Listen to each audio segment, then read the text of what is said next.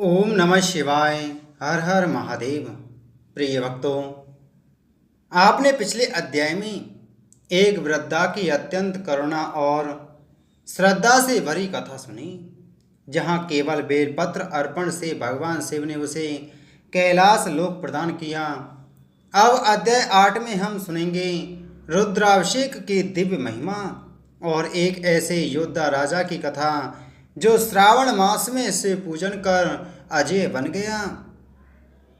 भगवान शिव कहते हैं, हे नारद, श्रावण मास में जो भक्त श्रद्धा से मेरा रुद्राभिषेक करता है वह सभी संकटों से मुक्त होता है, उसका शत्रु भी मित्र हो जाता है, रोग मिट जाते हैं, दुर्भाग्य नष्ट होता है और उसे विजय, संपत्ति, संतति, ऐश्वर्य एवं मोक्ष की प्राप्ति होती है।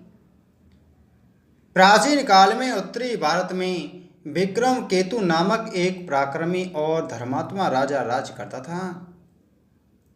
भगवान शिव नारद जी को कथा सुनाते हैं।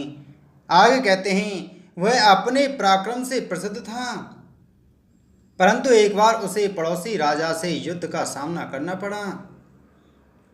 उसके मंत्री और सेनापति चिंतित थे, क्योंकि शत्रु बल, बुद्धि और संख्या में अधिक थे।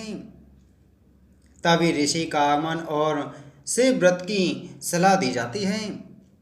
एक दिन एक ऋषि राज्य में पधारे। राजा ने उन्हें सादर आमंत्रित किया और अपनी चिंता प्रकट की। ऋषि ने कहा, हे राजन, श्रावण मास प्रारंभ हो गया है। यदि तुम इस मास में रुद्राभिषेक करोगे, प्रत्येक सोमवार को शिवलिंग पर पंचामृत चढ़ाओगे और रुद्र सूक्त या महामृत्युंजय मंत्र का जाप करोगे, तो कोई भी तुम्हें पराजित नहीं कर सकेगा। राजा ने युद्ध की तैयारियां रोक दी और शिव भक्ति का संकल्प लिया। वह प्रत्येक सोमवार को रुद्राभिषेक करता, गंगा जल, दूध, दही, शहद, घी से अभिषेक करता। महामृत्युंजय मंत्र का हजारों बार जाप किया गया। ब्राह्मणों को भोजन और वस्त्रदान किए गए।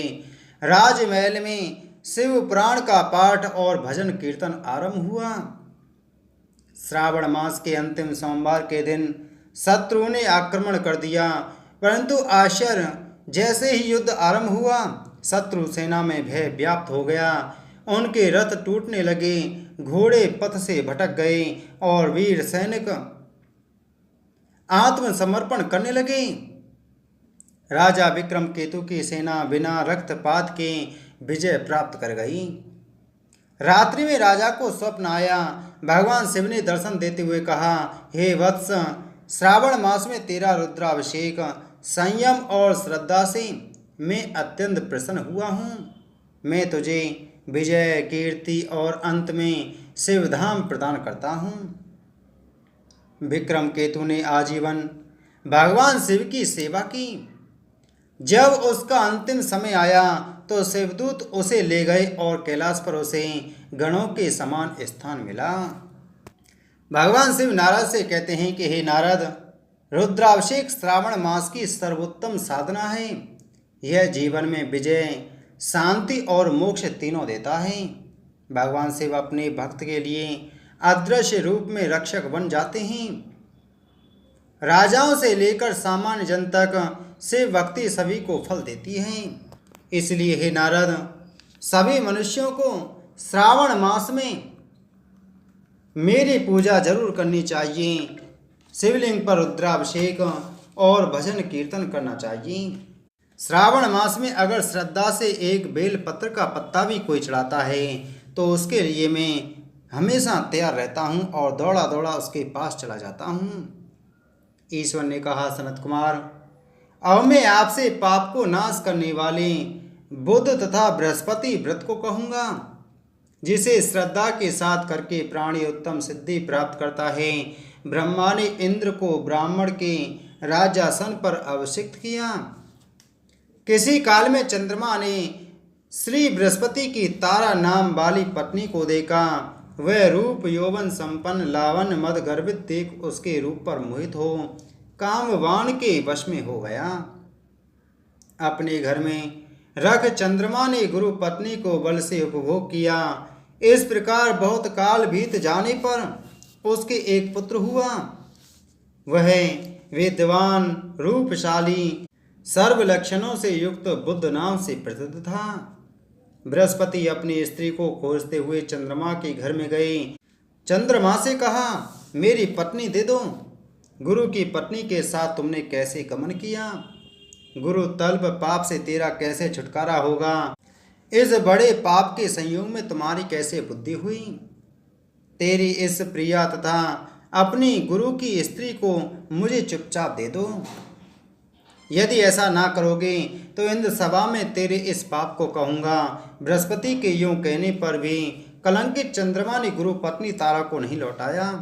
तो देव सभा में जाकर बृहस्पति ने इस वार्ता को कहा कि मेरी पत्नी को चंद्रमा ने ग्रहण कर लिया है और वह मांगने पर भी मेरी पत्नी नहीं देता है। हे इंद्र, आप देवराज हैं, आप मेरी पत्नी को चंद्रमा से दिला दें, अन्यथा चंद्रमा कृत पाप आपको होगा।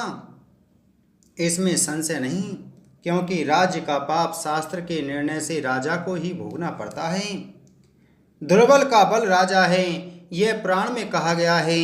गुरु की वार्ता सुनकर इंद्र ने चंद्रमा को बुलवाया। क्रोध से आज्ञा दी कि हे चंद्र, गुरु बृहस्पति की पत्नी को दे दो।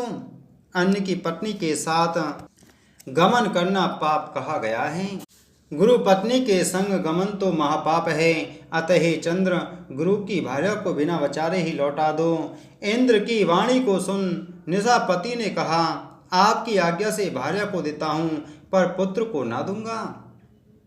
यह मेरे से उत्पन्न है, मेरे वैभव से संपन्न है। इस बात पर बृहस्पति ने कहा कि यह पुत्र मेरे से उत्पन्न है। इसमें देवता गण को संशय उत्पन्न हो गया।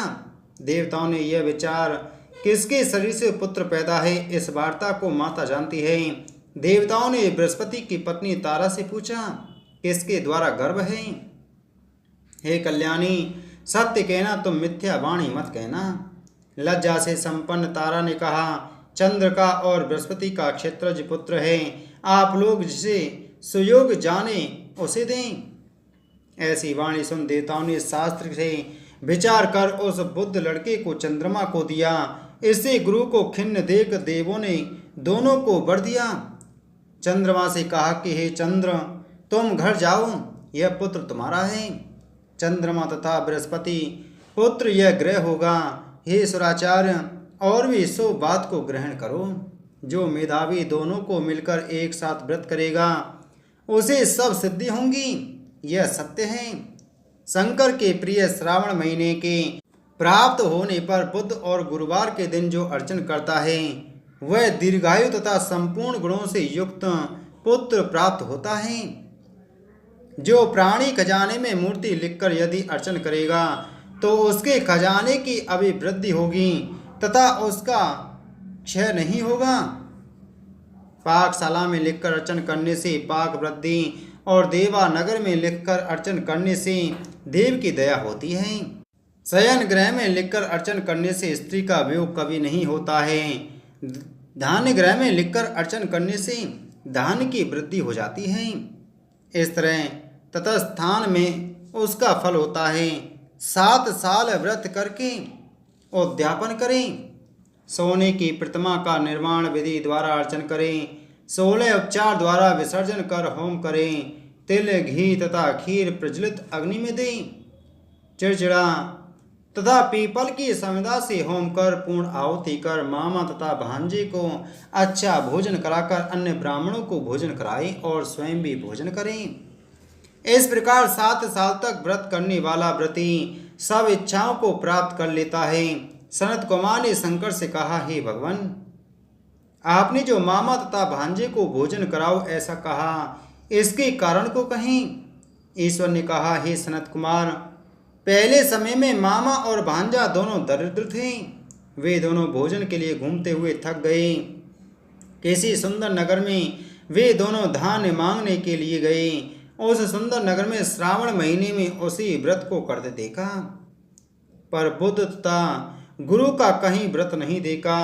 उस समय उन लोगों ने बहुत काल तक आपस में विचार किया कि सब जगह सूर्य तथा अन्य वारों का व्रत देखने में कहीं नहीं आया। अतः हम दोनों बुद्ध तथा गुरु व्रत करें। क्योंकि किसी ने इस व्रत को नहीं किया, अतः यह अमुचिष्ट व्रत है, इसे सादर करें। पर व्रत विधान न जानने से फिर दोनों संस्थापन हो गए। तब उसी रात में उन दोनों को स्वप्न में विधि ज्ञात हुई। स्वप्न से ज्ञात विधि द्वारा व्रत को दोनों ने किया तथा बड़ी संपत्ति प्राप्त की। वह ऐश्वर्य दिन बढ़ता नजर आने लगा। इस प्रकार 7 साल तक व्रत कर वे पुत्र पौत्र आदि से संपन्न हो गए। प्रत्यक्ष हो बुद्ध तथा गुरु ने उन दोनों को वर दिया कि आप लोगों ने हमारे व्रत का सुविचार किया, अतः आज से इस शुभ व्रत को जो करेगा वह निश्चय मामा तथा भांजे को भोजन करवाएगा। इति श्री श्रावण मास महात्म 8वां अध्याय संपूर्ण। बोलो श्रावण मास महात्म की जय। बोलो शिव शंकर भगवान की जय।